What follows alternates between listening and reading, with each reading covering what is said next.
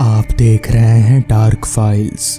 तो चलिए बढ़ते हैं आज की इस कहानी की ओर। बात काफ़ी साल पहले की है। तब मैंने 12वीं की परीक्षा दी थी और हमें 3 महीनों की लंबी छुट्टी मिली थी। परीक्षा के लिए जी तोड़ मेहनत के बाद मैंने और मेरे दोस्तों ने एक ट्रिप पर जाने का प्लान बनाया।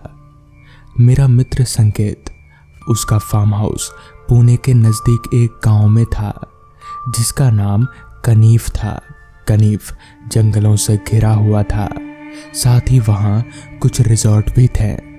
हमारा असल प्लान था कनीफ के एक टीले पर कैंपिंग करना, ना कि संकेत के फार्म हाउस में ठहरना। ऐसे हमारे अलावा भी अन्य कुछ पर्यटक थे कैंपिंग करते हुए, पर वो सब टीले के चोटी पर थे और हम कैंप कर रहे थे दूसरी चोटी पर। मैं और तुषार एक ही टेंट में सोने वाले थे, वहीं संकेत और मोहित दूसरे टेंट में और राहुल अकेला ही एक टेंट में सोने वाला था। मेरी सबसे बड़ी दिक्कत थी टॉयलेट की, क्योंकि ठंड में मुझे ज़्यादा जाना पड़ता है। भले ही हम गर्मी के महीने में आए थे, पर वहाँ रात में काफ़ी ठंड हो जाती थी। पर प्रशासन ने टीले पर टॉयलेट बना रखे थे। एक तो हमारे कैंप के नज़दीक था और दूसरा ऊपर पहली चोटी पर। लेकिन जैसा हम लोगों की बुरी आदत होती है, हम सार्वजनिक शौचालय साफ नहीं रखते, क्योंकि उस टीले पर कैंपर्स अतिरिक्त आते थे और उनका उपयोग करते थे, इसलिए वो काफ़ी गंदा और बदबूदार था। मुझे उन्हें देखकर ही उल्टी आने लगी थी, पर किस्मत से ऊपर वाला शौचालय साफ था। मैंने भगवान का शुक्रिया किया, क्योंकि अब मुझे रात में ठंड में टीले के नीचे नहीं जाना पड़ेगा शौच के लिए। हमारा पहला दिन मज़ा मस्ती के साथ बीता और रात को खाना खाकर हम सब सो गए। फिर करीब 1 आध घंटे के बाद ही मुझे ज़ोर से बाथरूम जाने की ज़रूरत महसूस हुई और मेरी नींद खुली। फिर मैं बाथरूम करने के लिए ऊपर वाले शौचालय की तरफ चला गया। ऊपर वाला शौचालय उतना भी दूर नहीं था, बस 10 सीढ़ियाँ चढ़नी थी। मैं शॉल ओढ़े सीढ़ियों की तरफ चलता बना। जैसे ही मैं सीढ़ियों पर पहुंचा तो मुझे किसी के हाँफने की आवाज़ आई। गौर से सुना तो एहसास हुआ कि शायद ये कुत्ते के सांसों की आवाज़ है, क्योंकि अंधेरा था और चांद की हल्की सी ही रोशनी थी, इसलिए ज़्यादा कुछ दिखा नहीं। वैसे वो रोशनी सीढ़ियाँ देखने के लिए काफ़ी थी, पर तभी मुझे एहसास हुआ कि वो कुत्ता मेरे पास ही है। गौर से देखने पर मुझे मेरे बगल में एक कुत्ता दिखा। वो कोई आवारा कुत्ता था। मुझे ये उनमें से ही कोई लग रहा था। मैं उसे नज़रअंदाज कर आगे बढ़ा, पर वो मेरे साथ ही चलने लगा। शायद वो मेरे साथ खेलना चाहता था। तभी मुझे मेरे एक कुत्ते गोल्डन रिट्रीवर की याद आ गई। नम आँखों के साथ उसे घर छोड़ कर आया था। बस फिर क्या था, मैं उसे सहलाने लगा और वो भी खुश था इससे। मेरे मुंह को चाटे जा रहा था, मानो खा ही जाए। ऐसे बेचारा बहुत पतला था। उस पर हाथ फेरते हुए मुझे उसकी हड्डियां महसूस हो रही थी। मैंने सोचा कि जब तक यहाँ हूँ इसकी देखभाल करूँगा। फिर मैं उसे अपने साथ लेकर आगे बढ़ गया। वो भी मेरे पीछे ऐसे आया मानो कि मैं उसका मालिक हूँ। हम फिर ऊपर के शौचालय के पास पहुँच गए। उस शौचालय के बाहर एक बल्ब जल रहा था। उस बल्ब के उजाले में जब मैंने उस कत्ते पर नज़र घुमाई तो मेरे पैरों तले ज़मीन खिसक गई। मेरी सांसें तेज़ी से ऊपर नीचे होने लगी। असल में मैंने बल्ब की रोशनी में एक कुत्ते को नहीं, बल्कि एक डरावनी सी औरत को देखा था, जो अपने हाथ में और पैरों के बल खड़ी थी, ठीक एक कुत्ते की तरह। उसके बाल बड़े लंबे और घने थे और उन बालों ने ही उसके पूरे शरीर को ढक रखा था। कुत्ते के फर की तरह मुझे उसका भयानक चेहरा आज भी याद है। उसकी शक्ल पर चोट के कई निशान थे। उसकी आंखों में कोई भाव नहीं था। वो बिल्कुल ऐसे थी जैसे जिंदा ही ना हो, पर उसके चेहरे में एक मुस्कान थी। उसके नुकीले दांत साफ दिख रहे थे। मुझे अब समझ नहीं आ रहा था कि क्या करना चाहिए। तभी मैंने एक जोरदार चीख लगाई और शायद मेरी चीख सुनकर वहां पर कुछ कैंपर्स और भी आ गए, जिनके आते ही वो औरत पता नहीं कहाँ गायब हो गई। तो दोस्तों, ये थी आज की कहानी। तो चलिए बढ़ते हैं आज की दूसरी कहानी की ओर। खाली बस, बस के बाहर रास्ते पर फैला घना कोहरा और अंधकार, ये तीनों ऐसी चीजें थीं जिससे कोई भी इंसान डर जाए। मुझे भी काफी डर लग रहा था, मगर मैं क्या करता।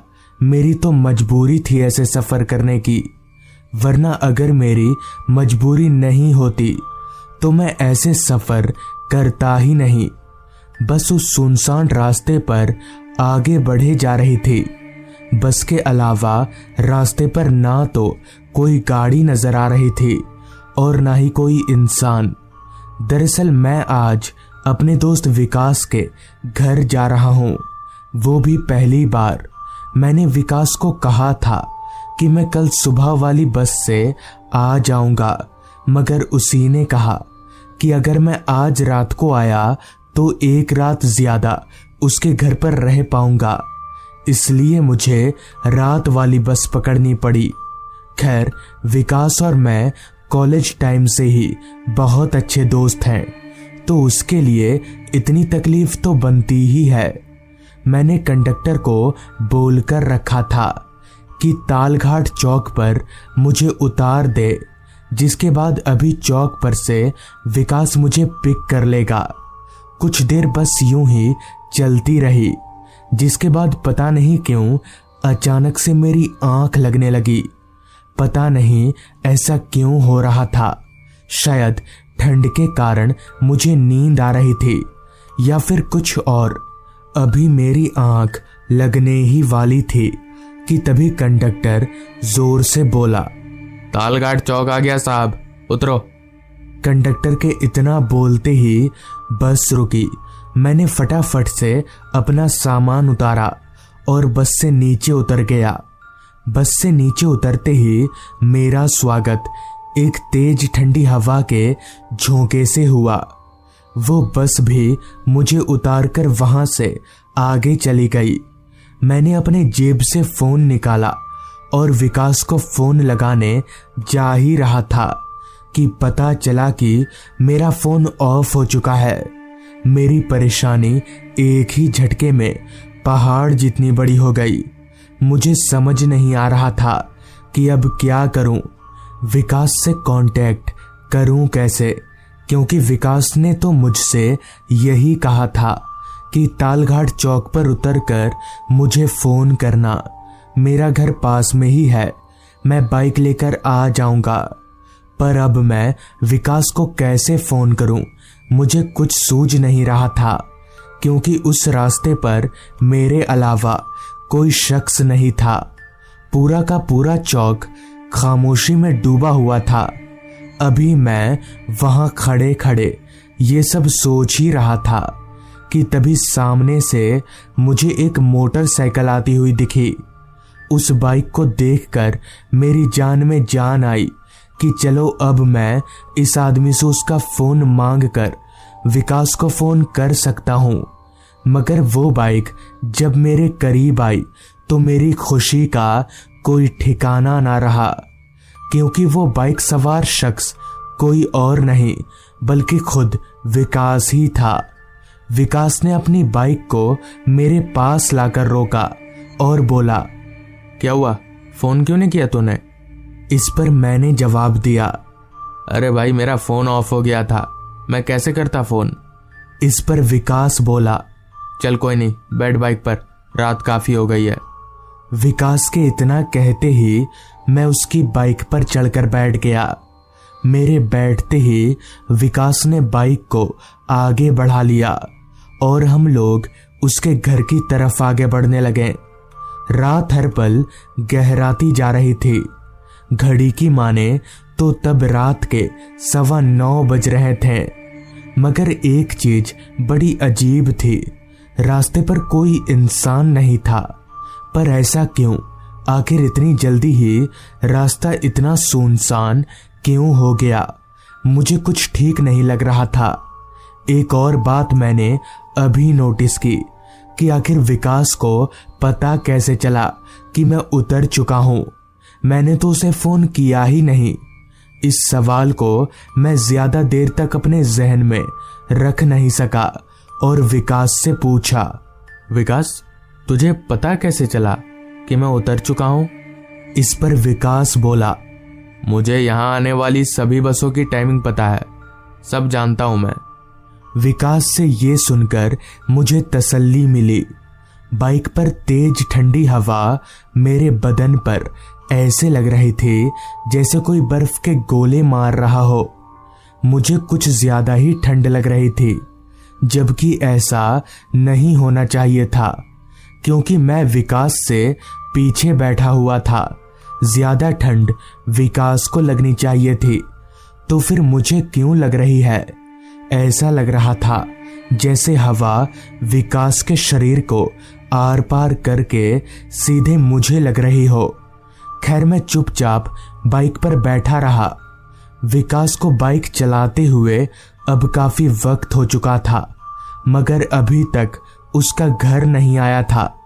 जबकि फोन पर तो विकास ने ये कहा था कि उसका घर चौक से नजदीक पड़ता है। तो फिर अभी तक हम लोग घर क्यों नहीं पहुंचे?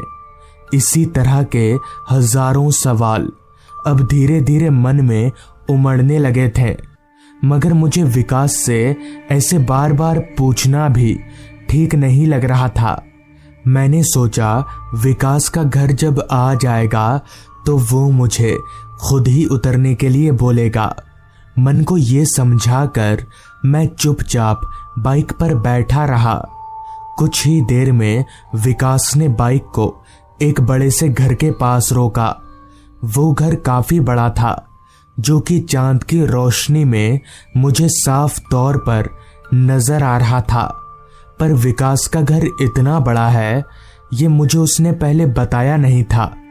खैर, विकास और मैं हम दोनों घर के दरवाजे पर गए।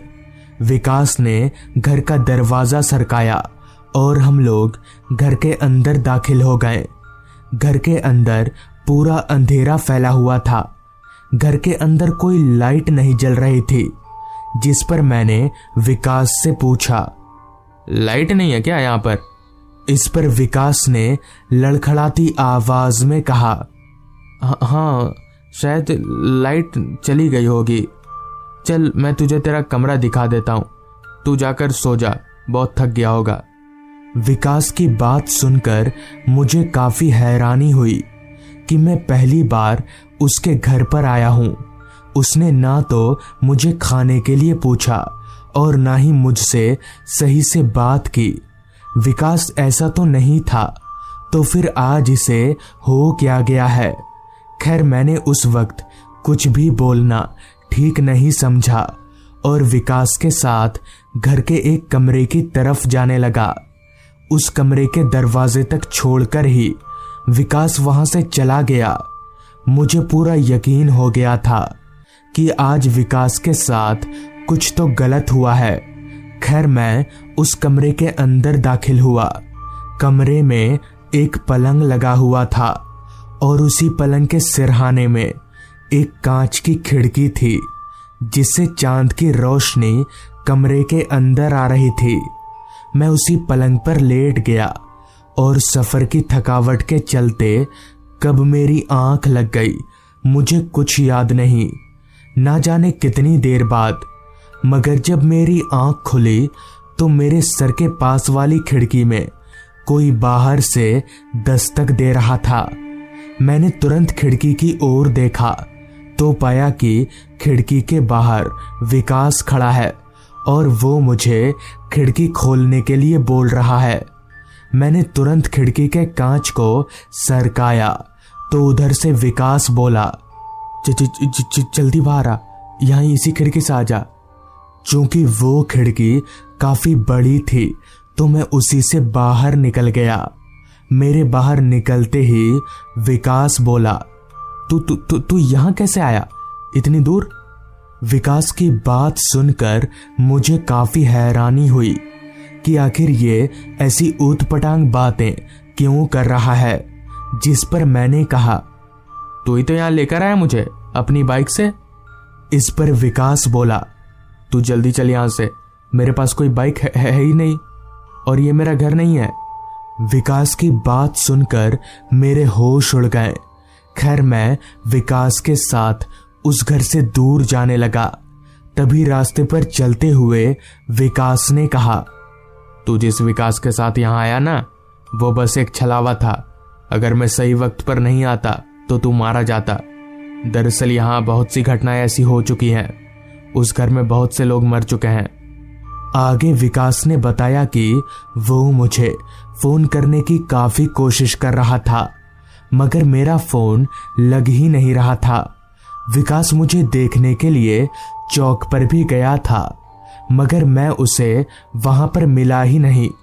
तो वो समझ गया कि मैं कहाँ मिलूंगा, इसलिए वो अपनी जान पर खेलकर मुझे बचाने आ गया। तो इस तरह से उस रात मेरी जान बच गई। विकास की पूरी बात सुनकर मुझे समझ आ गया कि क्यों बाइक पर मुझे काफी तेज ठंड लग रही थी और क्यों वो विकास मुझसे अजीब तरीके का बर्ताव कर रहा था। खैर उस रात मेरी जान बच गई, यही काफी है। तो दोस्तों, ये थी आज की कहानी। अगर आपको ये कहानी पसंद आई हो तो चैनल को ज़रूर सब्सक्राइब कर लें। तो मैं आपका दोस्त आर्यन जल्द ही मिलूंगा आपसे ऐसी ही एक कहानी के साथ।